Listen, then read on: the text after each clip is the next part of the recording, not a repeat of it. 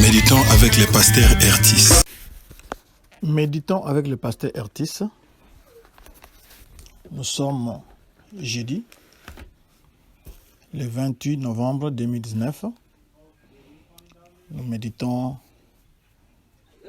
selon le programme de la Ligue pour la lecture de la Bible, programme qu'on retrouve dans le lecteur de la Bible 2019, qui a prévu le texte de Jacques 5, 13 à 20. Nous aurons quelques questions pour approfondir la méditation. Y a-t-il un ordre auquel obéir? Quelle vérité Dieu me révèle-t-il? Quel verset m'interpelle le plus? Ici, dans ce passage, Jacques parle de la prière de la foi. Prions.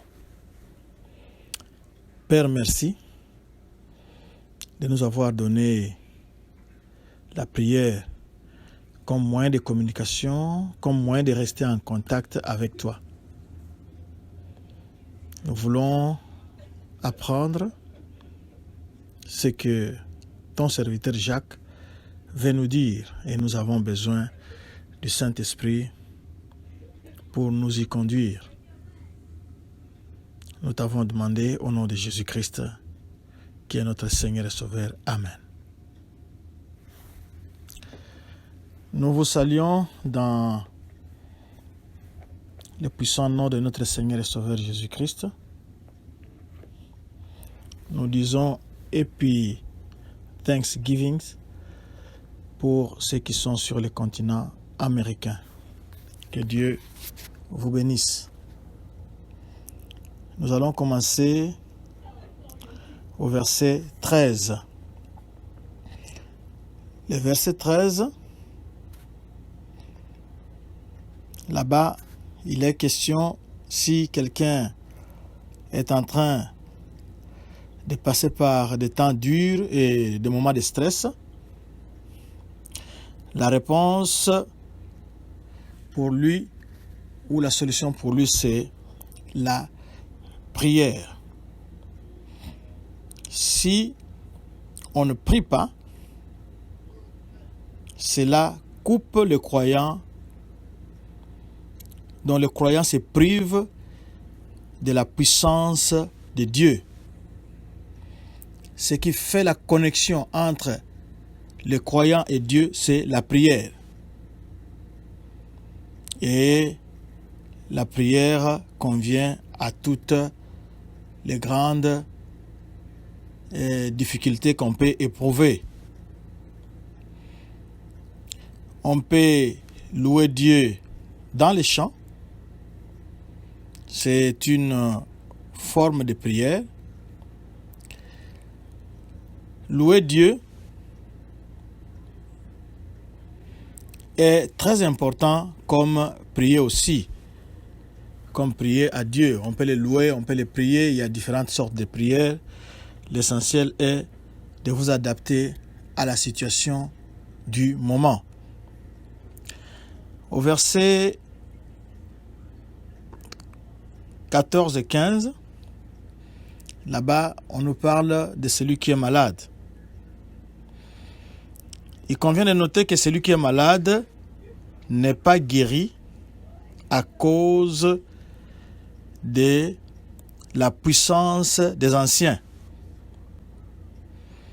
Il n'est pas aussi guéri à cause de leur foi, ni à cause de l'onction d'huile. Mais le malade est guéri par l'intervention de Dieu. Dieu peut intervenir par les médicaments, mais ici, il intervient de façon supernaturelle quand on fait l'onction d'huile. L'onction d'huile ici est connectée à la prière de la foi, comme on a dit. La prière mixée avec l'onction d'huile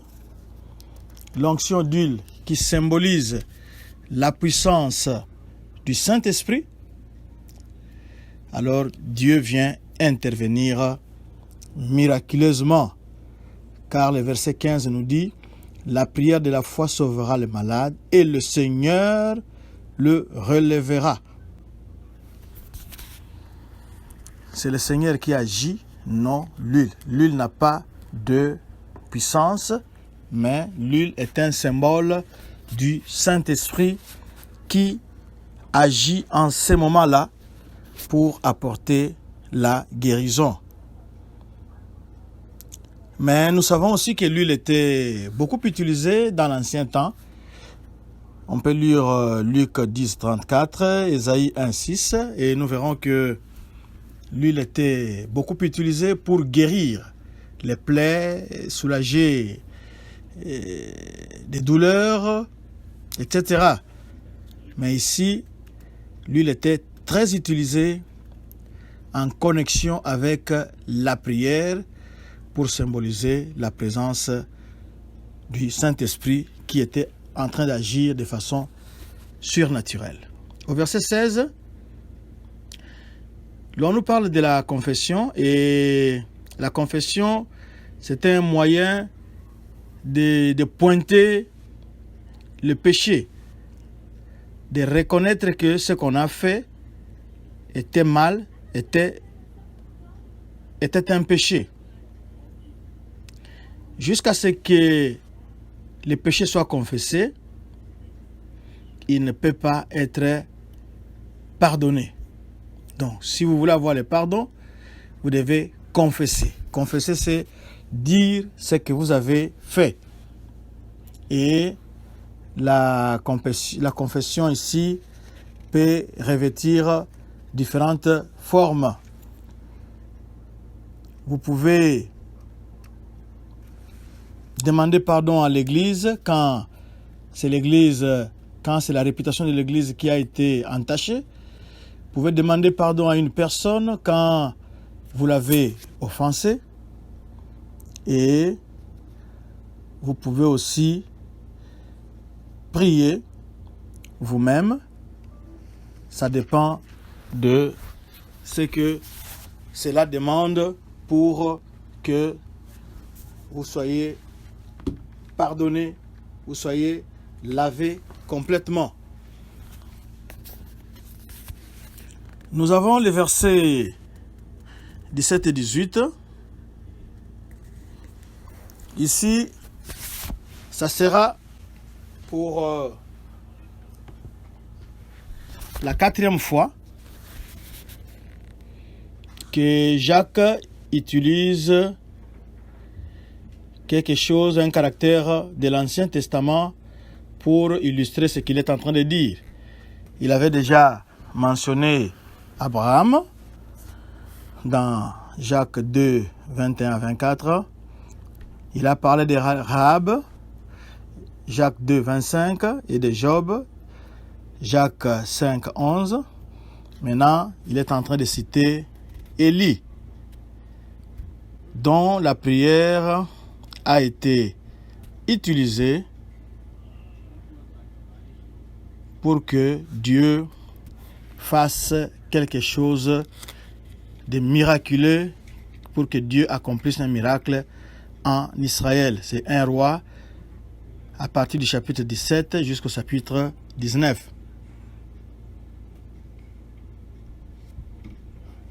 Donc, comme on peut le voir ici, Jacques est en train de suggérer que la prière ne peut pas agir simplement au niveau individuel, elle peut agir au niveau national, à l'échelle nationale. Du verset 19 au verset 20, nous voyons Jacques ici parle du corps de l'Église comme étant responsable des frères et sœurs qui reculent dans la foi.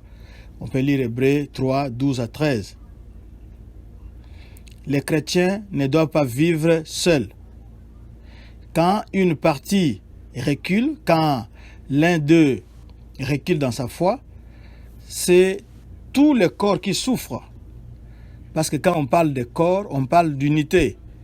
Quand une partie de l'unité est enlevée, une partie de l'unité est retranchée, c'est le reste du corps qui souffre.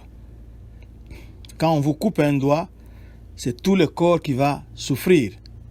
Quand vous avez mal à la tête, c'est tout le corps qui est malade. Alors, ils doivent tout faire pour aider les chrétiens à rester dans la foi, à rester unis, à rester dans la foi, à s'occuper de ceux qui reculent. Le livre de Jacques a mis un accent sur la foi en action. Vivre d'une manière qui plaise à Dieu est une évidence de la foi, est un signe de la foi. Les chrétiens doivent servir avec compassion, parler d'une manière qui exprime leur amour et leur fidélité. Ils doivent vivre en obéissance à Dieu qui nous donne différents commandements. Alors les chrétiens doivent obéir à ces commandements et aimer les uns, s'aimer les uns les autres. L'Église doit être un exemple des cieux sur la terre. Donc l'Église est un échantillon de la vie des cieux. Mais c'est un échantillon qui est placé ici sur la terre et cela attire les gens à Christ au travers de l'amour de Dieu quand ils exercent cet amour-là les uns envers les autres. Si nous croyons réellement à Dieu et à sa parole, nous allons vivre cet amour-là jour par jour, c'est-à-dire chaque jour. La parole de Dieu, ce n'est pas simplement quelque chose pour lire ou pour penser, mais la parole de Dieu, c'est la croyance, c'est la foi, et nous devons lui donner nos pieds et nos bras, c'est-à-dire le rendre réel, l'animer. C'est ça un peu le rôle que nous avons. Quand cette parole reste dans la Bible, quand cette parole n'est pas vécue, alors nous n'aurons rien fait. Nous avons donc le devoir de lui donner vie, c'est-à-dire de vivre selon ce que cette parole demande. Que Dieu vous bénisse. Nous allons prier. Seigneur, merci. Merci parce que tu nous guéris miraculeusement par l'onction d'huile. Tu veux que nous puissions rester connectés comme nous avons la connexion sur nos téléphones. Notre connexion, c'est par la prière.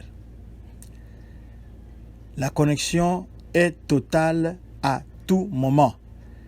Que ton Saint-Esprit, qui crée à nous le vouloir et le faire, nous garde connectés à toi pour tous nos besoins. Nous te prions pour nos bien-aimés qui ont fait un pas de recul dans la foi, que cette prière puisse les ramener dans le corps de Christ pour ta gloire.